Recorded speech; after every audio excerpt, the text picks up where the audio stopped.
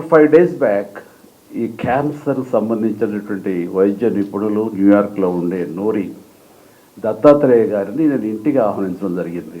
వారికి పద్మభూషణ్ అవార్డు భారతదేశం ఇచ్చినటువంటి సందర్భంలో వారిని గౌరవించుకోవాలి. ఆయన చేసినటువంటి కృషి ఈ క్యాన్సర్ సంబంధించి ఇది చాలా గణనీయం అని తెలిసిన తర్వాత వారిని ఇంటికి ఆహ్వానించి వారిని సన్మానించడం, వారిని అభినందించడం చేసిన తర్వాత ఆయనతో కూర్చున్నప్పుడు నాకు అనిపించింది, ఇదివరకు 1-2 సార్లు నేను ఇలాంటి క్యాన్సర్ సంబంధించినటువంటి అవగాహన సదస్సులకి వెళ్ళాను.